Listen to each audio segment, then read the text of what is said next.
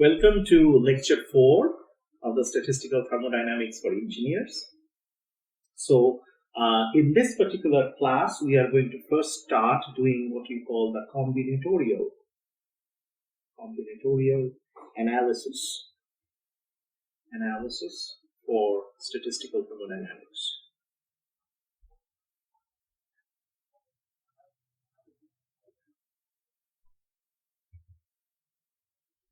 Okay, all right. So, in this particular thing, as we stated previously, that in quantum mechanics, ultimately what does quantum mechanics do? And this establishes the relevance that why we are studying this. That the quantum mechanics, we already said, that dictates that the energy levels are discrete. So, discrete energy levels, right? Okay, for molecular systems. So this we already did in our first class.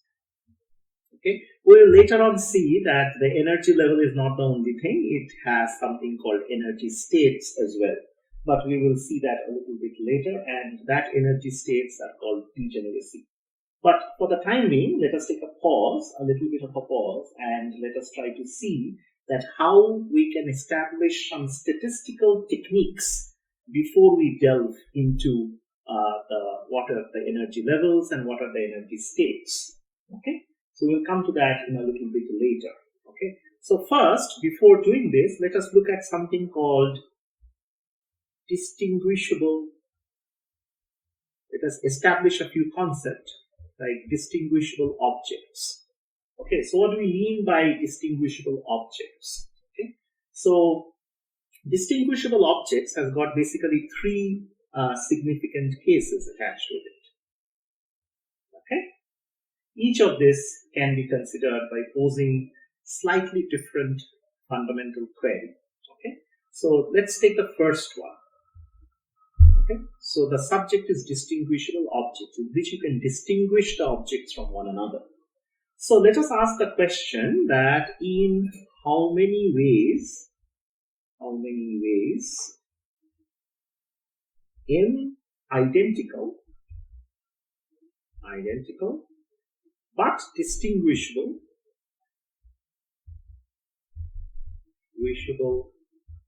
okay, objects okay, be placed okay, in m different containers okay, with a limit of one object per container. So you got the point. So the question that we fundamentally want to address over here is that in how many ways in identical but distinguishable objects can be placed in m different containers with a limit of one object per container. Okay, so the limitation of one object per container requires that your m should be less than equal to n, right? M is greater than n, then this particular thing cannot happen. So what happens here? The first object can be placed in any of the m containers, right? The second object can be placed in m-1 container. The third object can be placed in m-2 containers, right? In any of those two containers, right? So that if I write it properly, so the first object, okay, can be placed in any of the m containers, right? Similarly, the second object, we take the second object, okay, that can be placed in m-1 containers, correct? And so on and so forth. So the total number of ways becomes, if I write it as W1, what does it become? M into m-1 into m-2, so long and so forth, m minus n plus 1. That is the limit. Okay. In other words, W1 becomes m factorial divided by m minus n factorial. So this is the first query. I think we understood it very clearly that when there are this kind of objects and there are m containers, they can be arranged. The number of ways in which they can be placed is given by this. Okay. Now let's ask the second question, again with distinguishable objects. Here the question is, in how many ways may n identical, distinguishable, once again distinguishable objects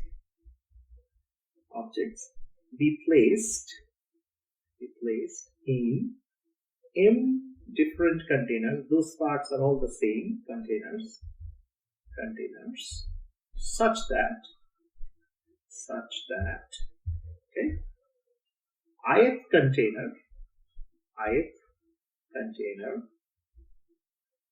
holds exactly in I objects. So you got the question, right? Previously we said there should be like n different m objects are placed in n different m containers, such that there is a limit of one object per container. Here we are stating that n identical but distinguishable objects are placed in m different containers, such that the ith container contains ni number of objects, right?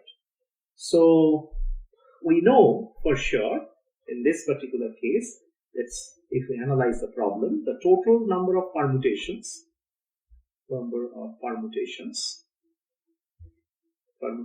for n objects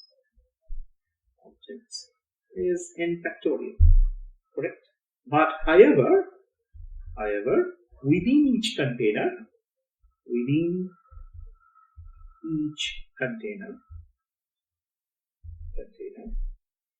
the permutations are irrelevant.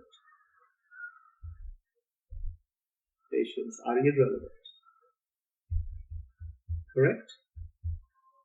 As we are only concerned with their number rather than their identity. Since we are concerned about their numbers, and not identity. Right? So we are only concerned, we do not want to differentiate between Ram and Sham. We don't want to differentiate like that. We just are concerned about the number, right?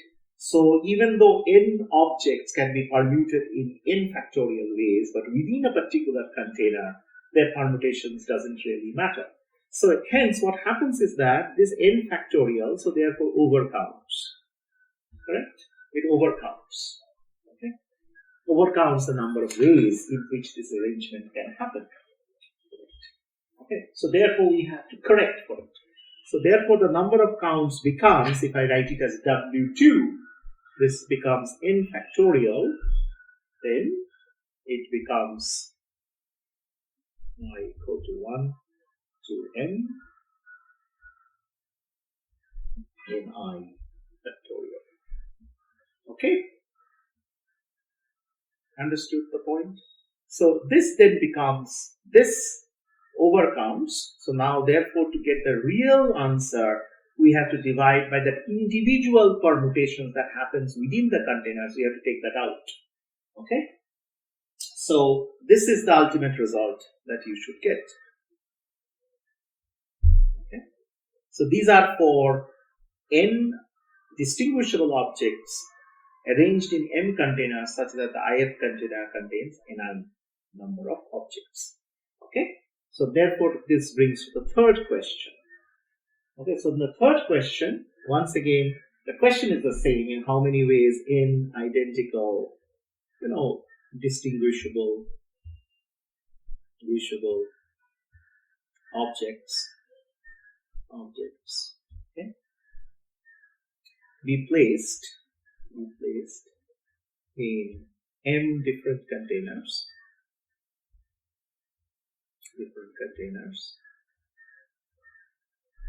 with no limitation. Now the question is with no limitation on the number of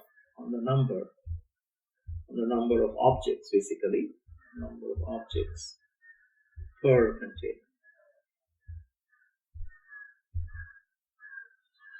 Gotcha. Okay. So here, therefore, the answer is since there is no limit,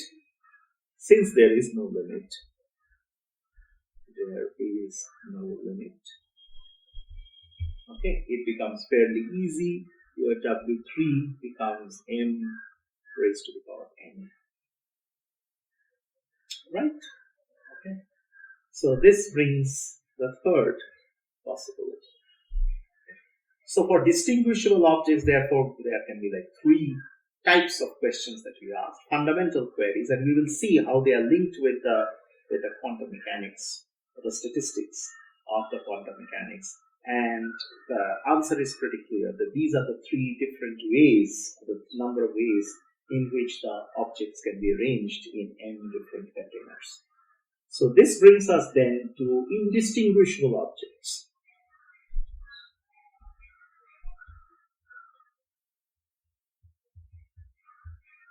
Alright, so indistinguishable objects. Okay.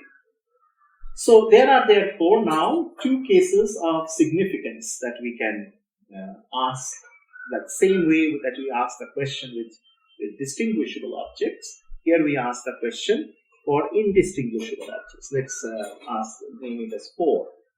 So in how many ways? The question is n, once again, identical. Now it is indistinguishable.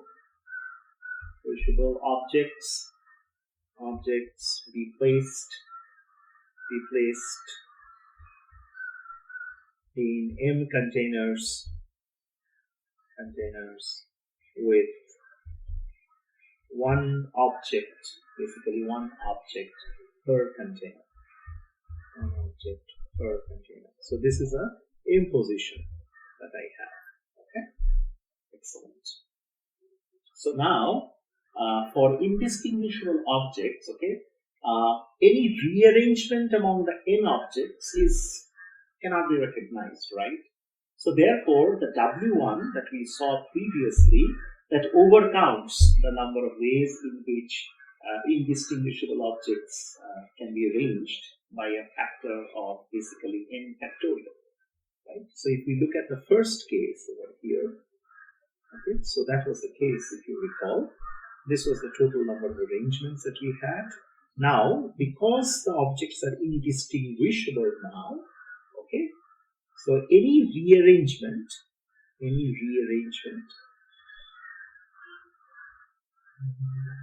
among n objects, okay, yields nothing, right?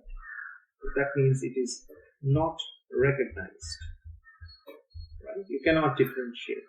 As a result of that, your W1 overcounts, right? So, and overcounts by a factor of n factorial, essentially, right? So your W4 therefore is written as m factorial. It is almost similar, divided by n factorial. So this is the new one, and m minus n factorial, right? So as you can see, so this is the way, this is the same question as question 1, except that the objects are indistinguishable now. Now comes the fifth and more or less the final query that we would do over here. Once again, it is n identical, indistinguishable objects, the same question with no limitation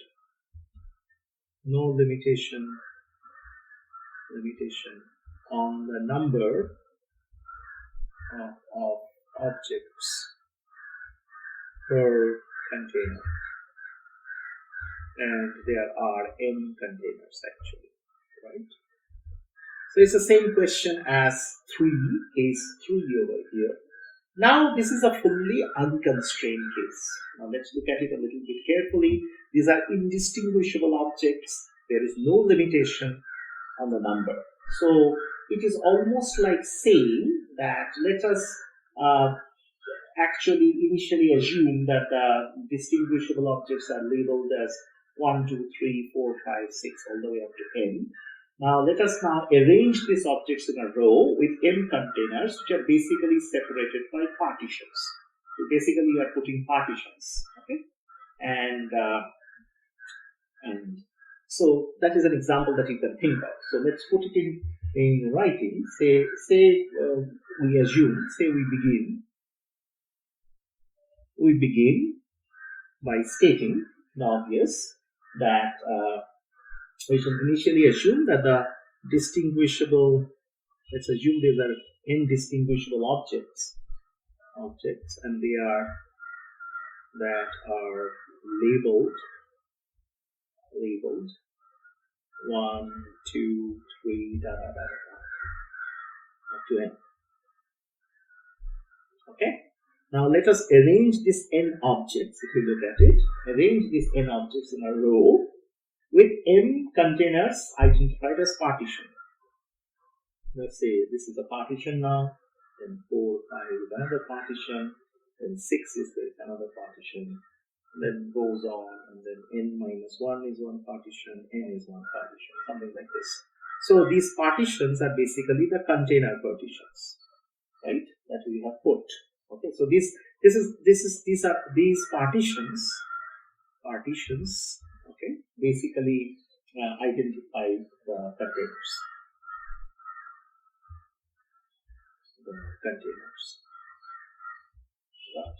Okay. So this is one example. I mean, this is just to put a perspective that how such a arrangement can be made. Okay, so you can see 1, 2, 3 are there in partition 1, first container, and then 4, 5 in second container. So this is first container, second container, third container, all the way up to whatever number of containers are there, like n container.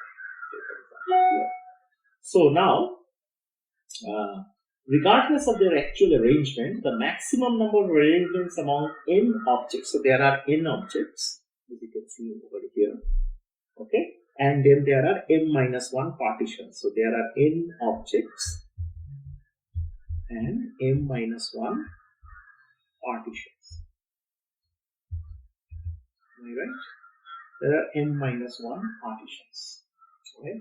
So the total number of objects, if we just put it that way, is this, and that by interchanging the partitions and all those things, you know, this maximum number of rearrangements that can be made is therefore m plus 1 factorial is the total number of ways, okay, in which rearrangements, or the maximum number, this is the maximum total number of ways in which rearrangements can be made.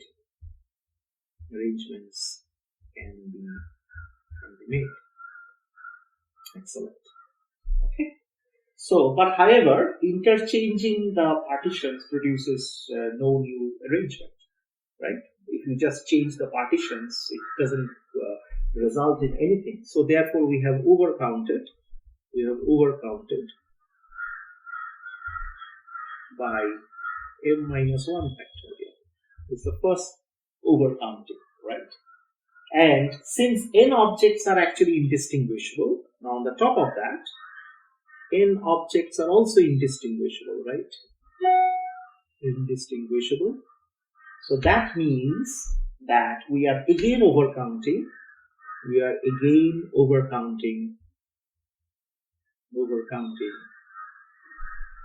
By n factorial, right? So therefore, the total number of ways in which this arrangement can be made is n plus m minus 1 factorial divided by n factorial into m minus 1 factorial. So you understood the premise of this particular problem is this. First we assume, let us assume all the objects are distinguishable and we label them 1, 2, 3, 4, 5. And then we have the partitions also. Those are also like objects. So now we arrange them in whatever order, like this order that you see over here, right? So this is one arrangement. Now similarly, by changing the partitions and the objects together, we can get this number of maximal arrangements that are possible. But since these partitions can be interchanged, it does not produce any new arrangements. So therefore, we have overcounted by m minus 1 because partitions are indistinguishable to begin with. Now the objects are also indistinguishable. So therefore, again, the rearrangement among the objects also does not. So everything is 1 or everything is 2. So there is no new arrangement that can be made just by changing the objects. So therefore, we are again overcounting by n factorial. So therefore, this becomes the total number of arrangements that are possible. Okay. So for this, so we have considered therefore 5 cases, like cases 1 to 5, right? Which for of those cases 3 are for distinguishable objects and 2 are for indistinguishable objects, right? So these are the 5 cases that we have done. Out of these, cases 3 to 5 is what is of relevance. So cases 3 to 5 will be essential for what we are going to do next. Essential for what we are going to attempt.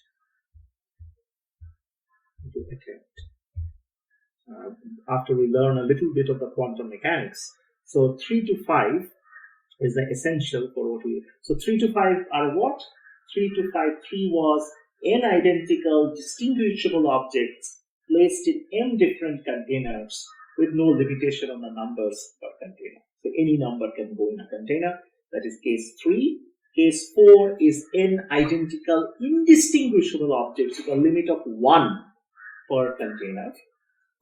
And case number 5 was the same thing, n identical indistinguishable objects once again, where there are no limitations on the number per container. Okay, so let's just look at a simple problem.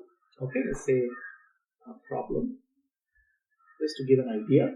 So determine the number of ways of placing 2 balls in 3 numbered containers. Okay, 3 numbered containers, such that, let's take the first case A, where the balls are distinguishable and no limit on the number per container.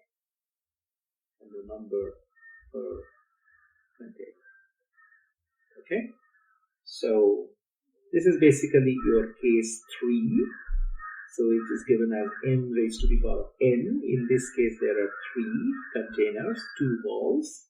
Altogether, the result is 9. 3 raised to the power of 2 is 9. Okay. You can also put all these 9 cases and see for yourself what will happen. Now, if I take the second case, that the balls are indistinguishable now, with a limit of 1 ball per container, right? Okay, so this becomes your case 4. So, and these balls are indistinguishable with limit of 1 ball per container. So this is now becomes your W4, which is, if you recall, is m factorial, n factorial, m minus n factorial. So it is basically 3 factorial divided by 2 factorial and 1 factorial. So this is 3. So you can see the number of ways have kind of reduced in this particular case, right? And then comes if you can consider another point, which is C, which is basically the balls are once again indistinguishable.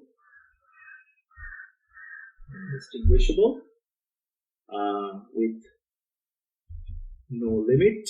This time there is no limit on the number per container. Right?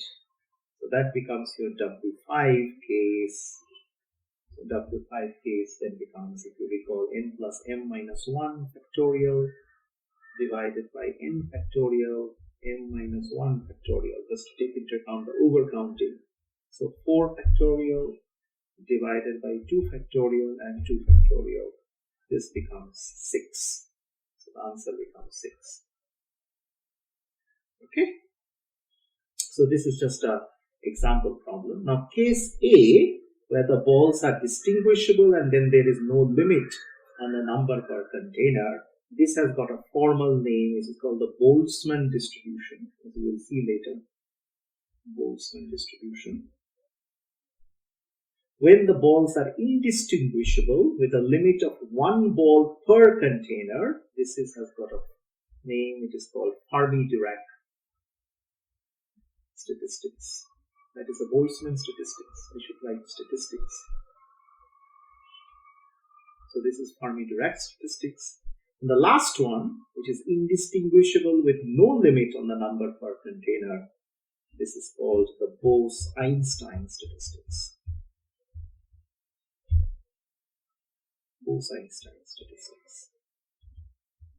Okay, so Boltzmann statistics deals with objects which are distinguishable, which can be placed in m containers. Containers, we will see what containers actually means in terms of statistical thermodynamics. But assume that these are particles which are distinguishable, and then there is no limit on the number per container. Then that is called the Boltzmann statistics. Okay, and that is your W3 over here. When the object, the particles becomes indistinguishable and with a limit of 1 per container, then that is called the Fermi-Dirac statistics. And your electrons and all other things follows the Fermi-Dirac statistics. And then when they are indistinguishable with no limit on the number of particles or balls per container, that is called the Bose-Einstein statistics. Okay. So this is S.N. Bose, and this is the famous Bose-Einstein statistics that we are talking about. So just by looking at some analysis and taking analysis from your everyday life, just by objects or balls or whatever you can think of, we can kind of draw a parallel to the corresponding elements in statistical thermodynamics. And exactly we are going to next cover that what are energy levels, what are energy states, and how these things can be manipulated, and what will be the different types of things that you will get when you read about energy states and energy levels, what is degeneracy and stuff like that. And then we are going to work out the Boltzmann statistics, also called Maxwell-Boltzmann statistics, and the Fermi-Dirac statistics, and the Bose-Einstein statistics, and see that how, from a probabilistic point of view, from a permutation point of view, from a combinatorial point of view, how we can evolve some of these statistics that we can apply now to real particles, to real systems. So this is the end of your lecture 4. We will now meet you again in lecture 5.